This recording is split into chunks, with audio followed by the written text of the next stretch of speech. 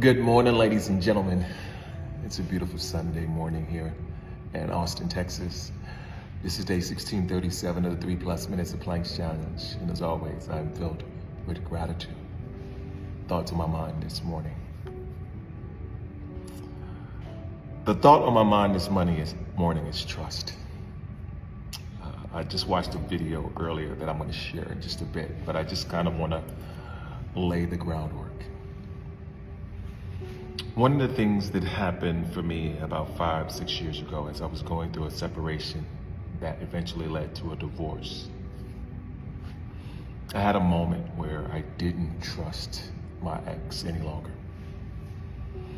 And the way things played out, man, it hit me like a ton of bricks.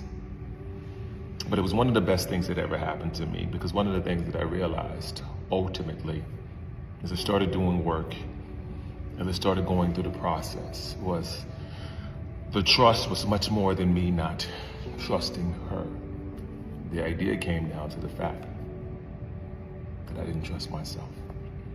And I want you to check out this video from Raquel, and you'll get a sense of what I'm feeling.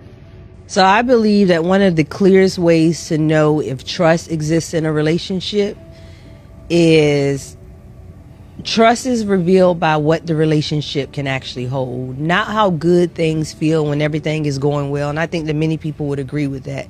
But what happens when something real enters the relationship, whether it's honesty, a difference in perspective, a moment where someone needs to say something that might be uncomfortable but true. Because most meaningful relationships eventually reach those moments where two people will not see everything the same way.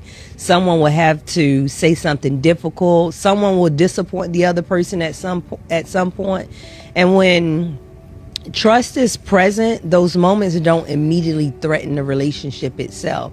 The conversation may be uncomfortable, the moment may carry some tension, but the relationship doesn't suddenly feel like it's about to disappear. People can still remain connected while something real is being addressed.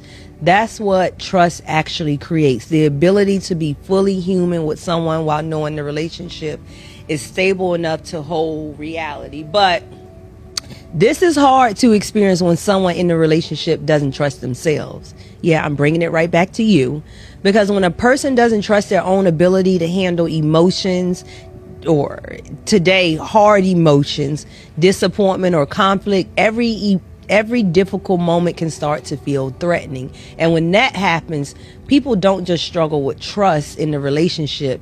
They struggle with trust in themselves to handle what relationships inevitably require. So, as I stated, as I went through the process, I started to learn to trust myself. A lot of it came from my trust in God and realizing that things are happening the way that they're happening. But one of the things that I had to do was stop playing the victim and look at things authentically, take a real reflective look on myself. Now I tell you, I trust myself so much that I even trust the flaws and the things that I grow through, because they're growing me, because I can take a step back to hold myself accountable and look at things a lot differently. Anyway, that's my thoughts for the day. As always, be blessed today and every day. Thank you for listening. Peace.